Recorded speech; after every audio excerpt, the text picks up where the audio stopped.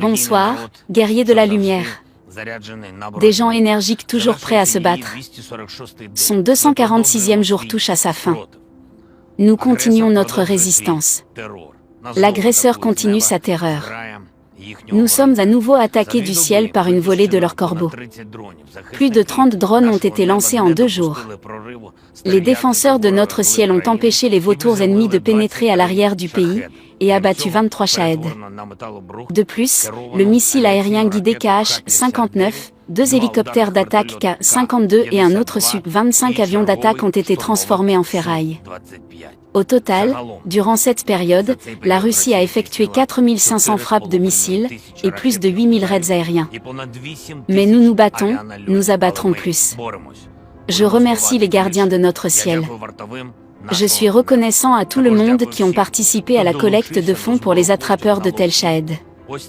Rien que sur la plateforme U24 ce sont 665 000 personnes de 70 pays. Ensemble, nous allons certainement couper les ailes de tous les monstres métalliques, peu importe leur nombre et d'où ils volent en direction de l'Ukraine. Les avions ennemis tomberont. Les hélicoptères ennemis tomberont. Shahed tombera. Il n'y a que le peuple ukrainien qui ne tombera pas, un peuple héroïque qui restera définitivement dans l'histoire du monde. En fait, comme aujourd'hui. C'est déjà de l'histoire. Il est déjà minuit à l'horloge. Le 28 octobre est déjà au calendrier. Chaque année, ce jour-là, nous célébrons la libération de l'Ukraine de l'occupant nazi. Nous rendons hommage aux Ukrainiens qui ont combattu et vaincu le nazisme pendant la Seconde Guerre mondiale. Aujourd'hui, nous le faisons, tenant non pas des fleurs dans nos mains, mais des armes. Aujourd'hui, préserver la mémoire des exploits de nos ancêtres signifie protéger leur réalisation.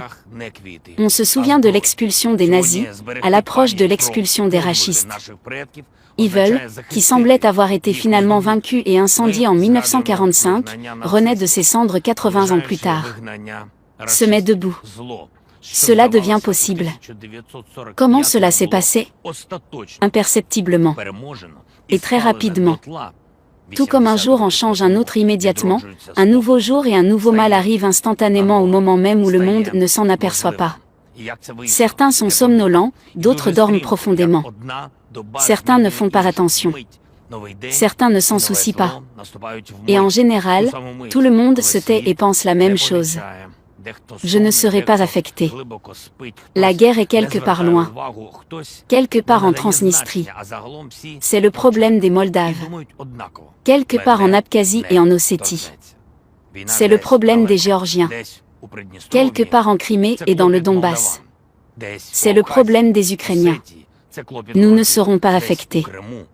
Cela ne nous causera pas de dommages, ils ne viendront pas pour nous. Malheureusement, cela devient le problème de tout le monde.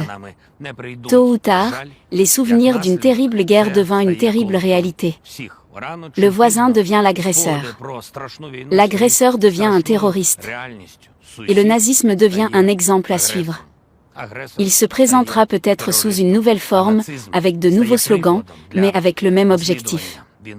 Malheureusement, ce n'est pas par les livres que nous le connaissons. Nous savons comment le mal peut s'introduire dans votre maison au siècle dernier, il y a 8 ans et 8 mois. Violer les frontières occidentales ou venir du nord, l'Est et la Crimée annexée. Attaquer des villes paisibles avec des bombes ou des missiles de croisière. Exploiter la centrale hydroélectrique de Dnipro ou saisisser la centrale nucléaire de Zaporizhia. Larguer des bombes malgré la Croix-Rouge ou l'inscription enfant. Voler du grain selon le plan faim ou menacer toute la planète de faim. Enlever et déporter des gens. Enlever et déporter des enfants. La forme du mal a changé, mais l'essence est restée inchangée. Le mal commence toujours de la même manière. Les envahisseurs se disent libérateurs. L'invasion de son armée est appelée légitime défense.